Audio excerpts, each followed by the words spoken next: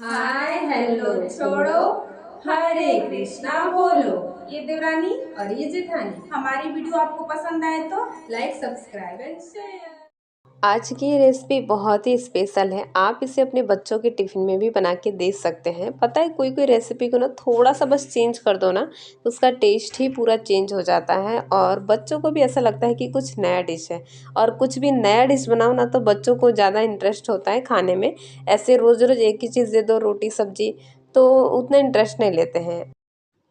वैसे तो ये आलू का स्टफिंग सबको बनाना आता ही होगा, इसके लिए मैंने बहुत ज़्यादा शूट नहीं किया है, लेकिन फिर भी जो अभी सीख रहे हैं अभी अभी बनाना खाना, तो मैं उनके लिए बता देती हूँ। आलू को बॉईल करना है और उसके बाद थोड़ा सा सरसों तेल लेना है और जीरा और सरसों का फ़ोरन डाल के, प्याज डाल के, थोड़ा सा मसाला डाल के इसको भून लेना है। उसके बाद हम यहाँ पे 1 कटोरी सूजी लेंगे, थोड़ा सा कम है कटोरी से क्योंकि उतना सूजी हम बाद में ऐड करेंगे। तो बस 1 कटोरी सूजी लेंगे और पानी गरम करेंगे और पानी गरम करके इसको है ना अच्छे तरीके से सूजी में मिक्स करेंगे। सबसे पहले हम थोड़ा बड़ा बर्तन ले लेंगे क्योंकि ये फूलेगा ना तो फिर ज़्यादा होगा। तो इसमें हम गर्म पानी और थोड़ा सा नमक भी डालेंगे इसमें और नमक डाल के हम इसको अच्छे तरीके से मिक्स कर लेंगे।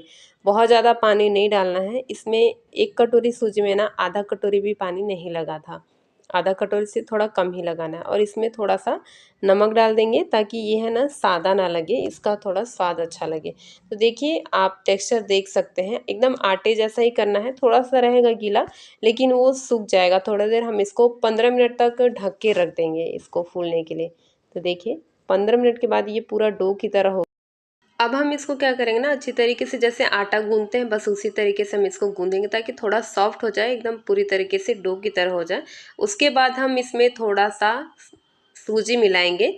1 कटोरी हमने सूजी लिया था ना, उसमें थोड़ा सा कम था, बस वही थोड़ा सा जो कम था हमने इसमें सूजी मिलाया हुआ है और इसको सान देंगे। और सूजी ऊपर से मिलाने का कारण है कि क्रंची बनेगा, बहुत अच्छा टेस्ट आएगा। तो सबको मैं बराबर बराबर भाग में बांट ली हूँ।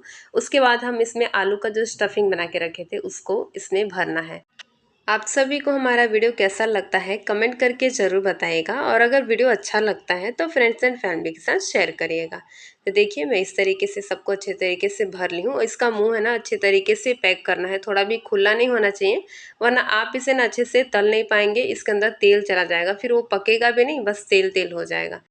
तो सबसे पहले तेल को है ना बहुत अच्छी तरीके से गरम करेंगे, बहुत ज़्यादा धुआं वाला भी नहीं पर हाँ तेज़ गरम करेंगे, उसके बाद ही हम इसमें डालेंगे। और इसमें डालने के बाद हम इसको फ्लेम को है ना एकदम मीडियम कर देंगे, मीडियम से भी थोड़ा सा कम कर देंगे तो चलेगा या फिर मीडियम पे रखिएगा। हाई फ्लेम पे नहीं करना है क्योंकि ये लाल तो हो जाएगा पर ये पकेगा नहीं। इसके लिए इसको बस दोनों तरफ से बस पलट पलट के इसको सेकेंगे। 5-6 मिनट में ये तैयार हो जाता है। जब ऐसा गोल्डन ब्राउन कलर आ जाना तो आप इसे निकाल लीजिएगा। तो देखिए देख के ही कितना टेस्टी लग रहा है ना, बहुत अच्छा लगता है। आप भी अपने घर में बनाइए, खाइए और हमें कमेंट करके ज़रूर बताइए कि आपको ये हमारी रेसिपी कैसी लगी।